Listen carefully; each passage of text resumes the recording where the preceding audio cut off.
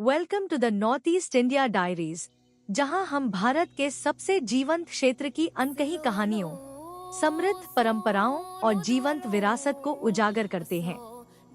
आज हम आपको पहाड़ियों, घाटियों और नदी किनारों की गहराइयों में ले चलते हैं, सिर्फ सुंदरता को निहारने के लिए नहीं, बल्कि पूर्वोत्तर की अर्थव्यवस्था के मजबूत स्तंभों, खेतों, जंगलों और छिपे खनिजों को समझने के लिए। यह कहानी है कि कैसे 8 छोटे राज्य अपनी मजबूत जड़ों के साथ दुनिया की सबसे अधिक मांग वाली फसलें और संसाधन पैदा कर रहे हैं। असम की विश्व प्रसिद्ध चाय से लेकर त्रिपुरा के जैकफ्रूट जो लंदन की दुकानों तक पहुंचते हैं, यह एक यात्रा है संघर्ष, नवाचार और वैश्विक प्रभाव की। भारत के सबसे सुदूर कोने में एक ऐसा क्षेत्र है जहां वादियों से कोहरा उठता है और नदियां पहाड़ों के बीच अपनी कहानियां फुसफुसाती हैं। लेकिन इसकी सांसें सिर्फ खूबसूरती में नहीं, ताकत में भी हैं। गगनचुंबी इमारतों से नहीं, बल्कि मिट्टी, बीज और पत्थर से। यह कहानी है पूर्वोत्तर भारत की कृषि और खनिज संपदा की, और यह कैसे दुनिया को खिला रही है, ऊर्जा दे रही है और मोहित कर रही है। असम। हमारी यात्रा शुरू होती है असम से, भारत की चाय उद्योग का चमकता हुआ रत्न। यहाँ चाय सिर्फ एक फसल नहीं है, बल्कि एक विरासत है। असम भारत की कुल चाय का 50% से अधिक उत्पादन करता है, जिससे यह दुनिया के सबसे बड़े चाय उत्पादक क्षेत्रों में से एक बनता है। ब्रह्मपुत्र वैली से निकली ये चाय की पत्तियां यूके, रशिया, यूएई और एशिया भर में पहुंचती हैं। लेकिन असम केवल हरा नहीं है, सुनहरा भी है। यहाँ की जमीन के नीचे भारत के सबसे समृद्ध क्रूड ऑयल भंडारों में से एक छिपा है, जिसकी खोज 1889 में हुई थी। आज डिगबोई और दुलियाजन से निकला तेल देश और विदेशों में वाहनों और उद्योगों को शक्ति देता है, और इसकी उपजाऊ धरती से उगाया गया चावल और सरसों पूर्वी भारत के असंख्य घरों तक भोजन पहुंचाते हैं। मेघालय। अब हम चढ़ते हैं मेघालय की बादलों में डूबी पहाड़ियों की ओर, जिसे अबोर्ड ऑफ क्लाउड्स कहा जाता है। यह राज्य लकड़ोंग टर्मरिक का घर है, जिसे दुनिया की सबसे बेहतरीन हल्दी माना जाता है, क्योंकि इसमें कर्क्यूमिन की मात्रा 12% तक पाई जाती है। यह केवल मसाला नहीं है, बल्कि औषधि है, जो यूएस और यूरोप के स्वास्थ्य बाजारों तक निर्यात होती है। और फिर है खासी मैंडरिन, एक रसदार, चमकीला संतरा जो सीमाओं को पार कर बांग्लादेश तक पहुंचता है। अगर आप जरा गहराई से देखें, तो यहाँ भारत के सबसे समृद्ध लाइमस्टोन भंडार मिलते हैं, जो पड़ोसी देशों जैसे बांग्लादेश में सीमेंट निर्माण के लिए निर्यात होते हैं। मेघालय का कोयला भी, हालांकि विवादास्पद, दशकों से घरों और उद्योगों को ऊर्जा देता आया है। मणिपुर। अब चलते हैं मणिपुर की ओर। यह केवल रीति और परंपराओं की भूमि नहीं, बल्कि पोषण और व्यापार का भी केंद्र है। यहाँ के धान के खेतों में उगता है चखाओ, एक दुर्लभ बैंगनी काले रंग का चावल, जिसे जीआई टैग प्राप्त है और जो एंटीऑक्सीडेंट से भरपूर है। पहले यह केवल राजघरानों द्वारा खाया जाता था, लेकिन आज यह यूएई, यूएसए और जापान के गवर्नमेंट स्टोर्स में मिलता है।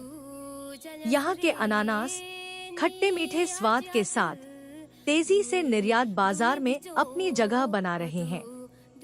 हालांकि मणिपुर खनन का गढ़ नहीं है, लेकिन यहाँ के क्रोमाइट भंडार भारत के इस्पात उद्योग में भविष्य की संभावना बन सकते हैं। मिजोरम।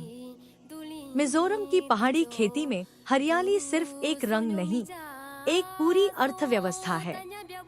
यह भारत के सबसे बड़े बैम्बू उत्पादक राज्यों में से एक है, और इसे म्यांमार, जापान और थाईलैंड तक निर्यात किया जाता है।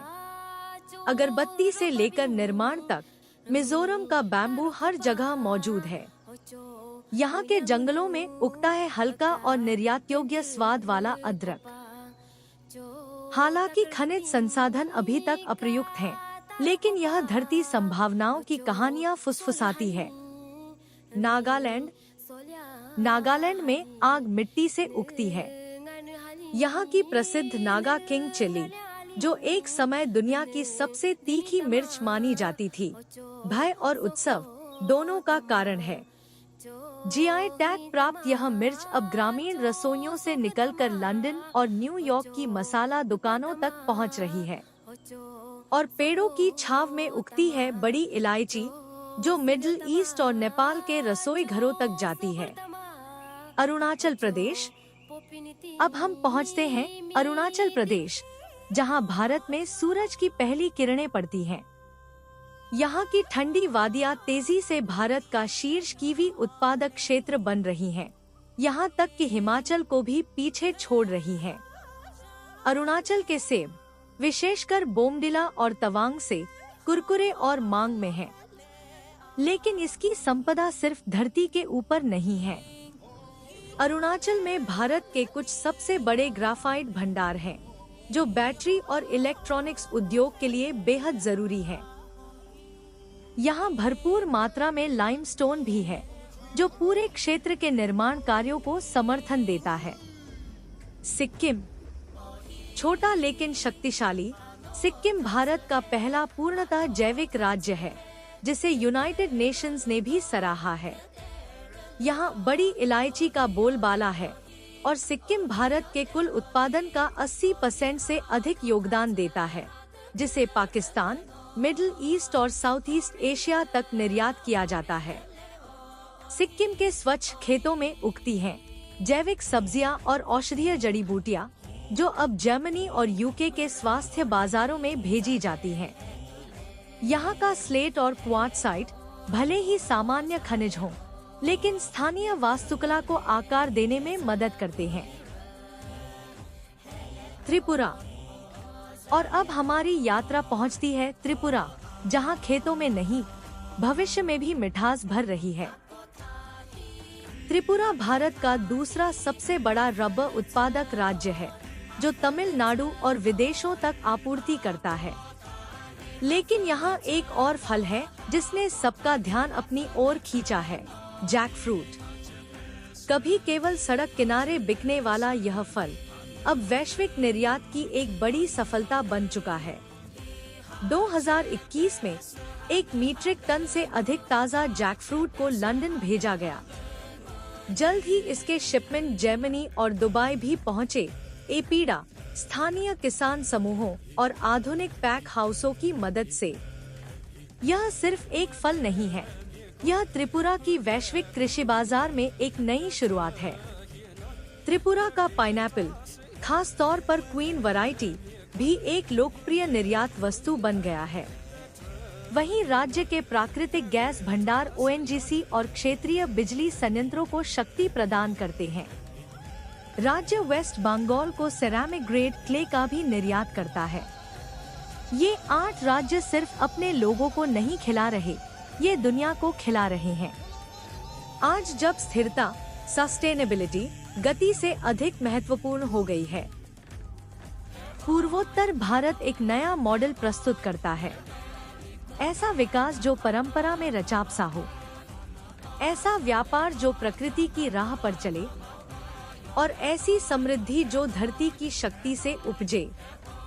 जैसे जैसे बुनियादी ढांचा बेहतर हो रहा है और वैश्विक मांग प्राकृतिक, जैविक और असली उत्पादों की ओर बढ़ रही है, यह क्षेत्र तैयार है। पहाड़ अब मौन नहीं है, वे बोल रहे हैं। हल्दी, चाय, मिर्च और जैकफ्रूट के माध्यम से अपने खेतों से निकलकर दुनिया के कोनों तक। और यह तो बस शुरुआत है। अगर इस यात्रा ने आपको प्रेरित किया या कुछ नया सिखाया, तो फॉलो करें the North East India diaries को, और लाइक, सब्सक्राइब और बेल आइकन दबाना न भूलें। अगली बार तक खोजते रहिए, सीखते रहिए और पूर्वोत्तर भारत का जश्न मनाते रहिए।